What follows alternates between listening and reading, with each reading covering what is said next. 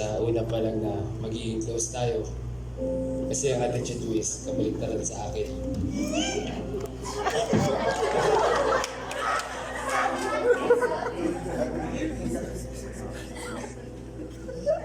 Tahimik ka, ako maingay. Tahimik ka, ako makulit. Tahimik ka, ako bibo. Tahimik ka, ako mapangasar.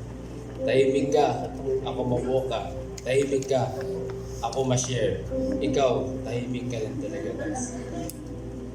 Naalala ko pa yung about sa walis. Dahil sa walis, dun tayo nagkakilala. At dun din kita napansin na tahimik ka lang pero pakilamera.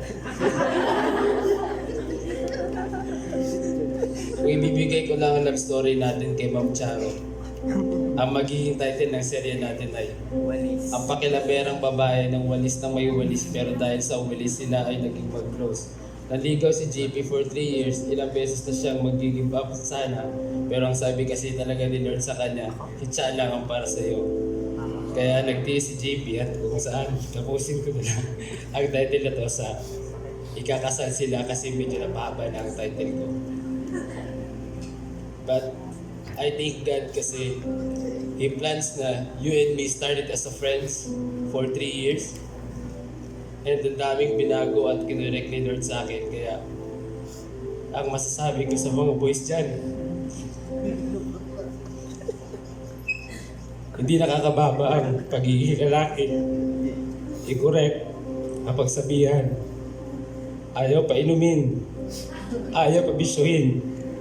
Ayaw pa alisin at di puro barkada. Hindi under ang tawag sa sumusunod sa partner o asawa mo. Ang tawag dun ay mas malakas ang partner mo sa iyo.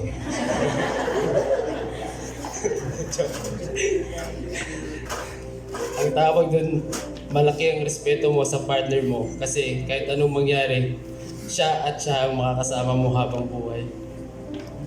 I thank God din dahil hindi ka lang naging instrument sa pagkaroon ko ng relationship kay Lord, kundi naging partner ko pa for life. And naalala ko yung sabi mo na sa best friend mo lang ikaw magsasabi ng secrets mo, and yung best friend mo is yung magiging asawa mo and partner mo. And I will fulfill that, guys. Sabi nga sa kanta, I promise I'm yours, always and forever, through the good and bad, for better or for worse. Basta buds, me. Wala kang ibang i-promise para sa'yo, kundi let's keep our marriage God-centered. Pati na sa family natin with Shei. And soon to be, baby natin. Thank you sa pagtitiis. Thank you sa pag-encourage. Always. Thank you sa love. Hindi lang sa akin, kundi sa amin ni Shei and my family. I will love you till death do us part.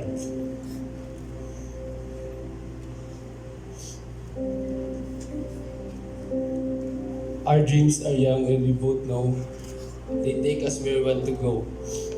Hold me now, touch me now.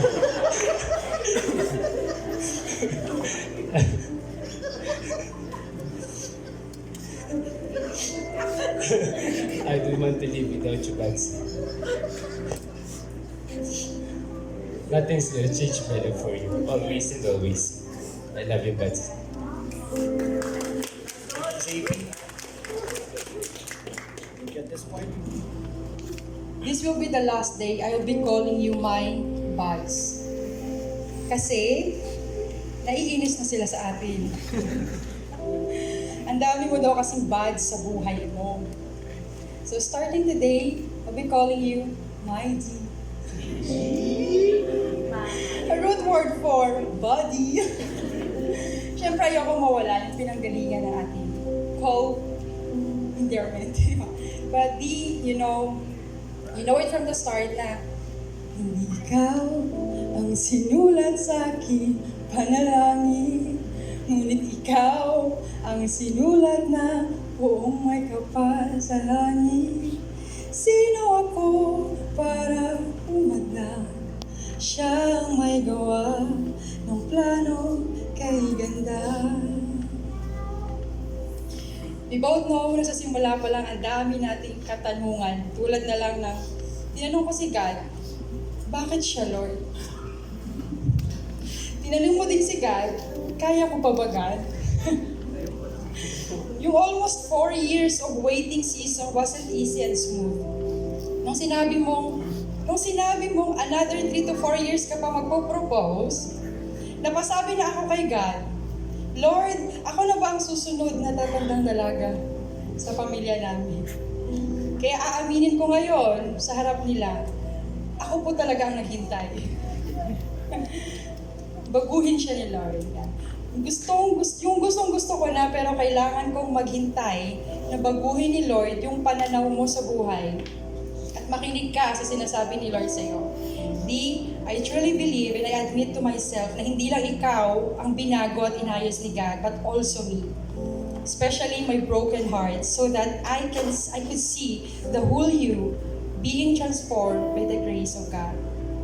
Ang battle ko kasi noon, kay God, bakit siya Lord umiinom siya? Bakit siya Lord ang daldal-daldal? Tinaig pa ako. Bakit siya Lord wala naman siyang relationship sa'yo? Pero sabi nga ni Paul sa Romans 8:25, we should look forward to something we don't have yet and to do so with patience and confidence. God reminded me, if you are praying for this, then wait. Truly, if we wait and trust the plan of God, nothing would be impossible. Though we are still a work in progress. I know that apart from God, we will always see our imperfections and hate each other. But as Christ-centered in our relationship and patiently waited for God to change our hearts, I learned and will continue to see the goodness of God in you and through you. To love you every day has no choice. But to love you is one of the best choice I ever did and will always be. Today, I will tell you that God already showed you in my dreams before I met you. That's why I started to pray for the man of God, a man that will be my best friend, a man that will marry me, a man that will journey with me in faith, and I believed and waited until God gave me you. Our wedding day is just a part of the beautiful beginning of our marriage life. We know that there will be smooth and rough season, but from the beginning of our story, wala naman tayong ibang pinanghawakan at pinagkatiwalaan kundi kilala mo to, si Emmanuel? God is with us. Through ups and downs, I'll stay with you. Through ups and downs, I will trust, serve, and support you. Lastly, alam kong matagal mo na itong gustong marinig din. And madalas, umuuwi kang luhaan. Kasi, every time you say, I love you, ang lagi kang sagot ay, okay, bye. Mas naniniwala kasi ako sa action speaks louder than words. Because God knows how my heart has been broken from wrong sweet words in the past. So I hold it firmly for years that I would only say it again in God's time, place, and right man. And finally, this is it. The right time, the right place, and in front of the right man, God has given me. John Paul Nolan, I love you, and I promise in the presence of God and in front of these wonderful people to love you forever till death do us part.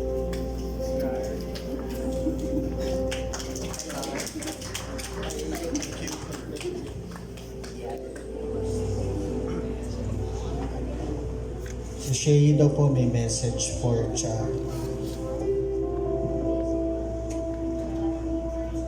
Sige. And I would like to say that may your prayers come true, and for my stepmom and dad, I wish you both a long and happy life, and may God be with you always. I'm really happy for the both of you, and I hope that we will all live as a happy family. And Tita Cha, you may not be my mother by blood, but you're my mother by heart.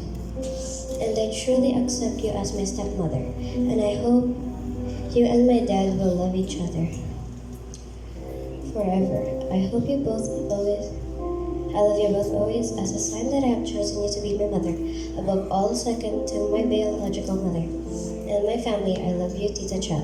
Thank you for making my dad happy. Thank you so much. And credits to Ate Anya for helping me make this. Stay. I want you to witness this. Let your faith in God and your love for one another by exchanging of your vows and giving and receiving of the rings. Wag po kayong umalis. All the principal sponsors, this is the point. You are a witness to this. So can you please come forward in front again? You are all witness to this. Ninangs and ninongs. Having pledged in God and your love for one another by exchanging of your vows and giving and receiving of the rings, and having looked to heaven and asked for divine blessing, I, as a minister of the gospel of Jesus Christ and as the senior pastor of Victory Christian Fellowship of Aklan, and the authority given to me by the Republic of the Philippines, I now pronounce you husband and wife. What God has joined together, let it be forever remain sacred.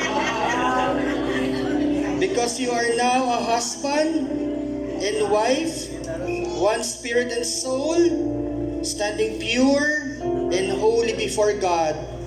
And you, JP, because you have taken the responsibility of a husband to Cha, eto na, basa-basa na ng labi, bro.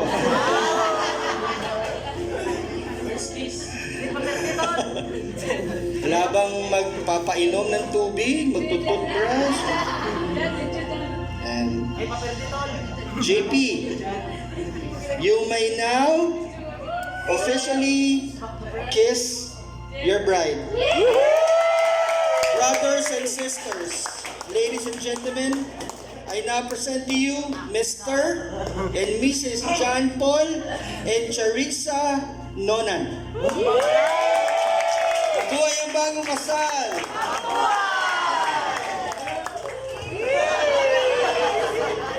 Ay, teka lang bro, man. Sige bro. Ha? Ay, magpipirmahan pa muna tayo ng marriage contract. Mamaya na. Sige na bro. Isang taon mong hinintay yan bro.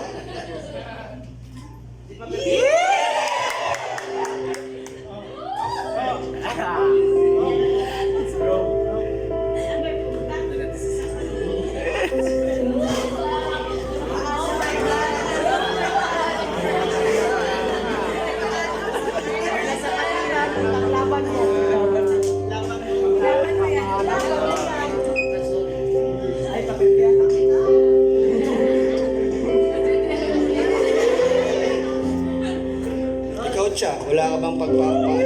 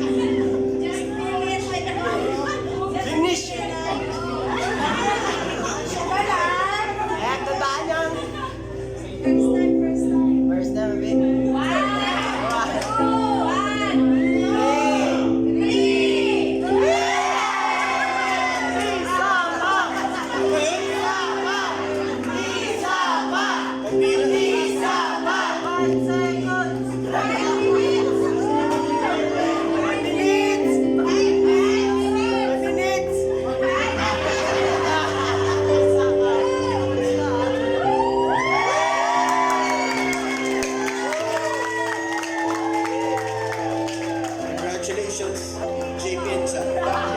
Our ceremony is over. God bless everyone.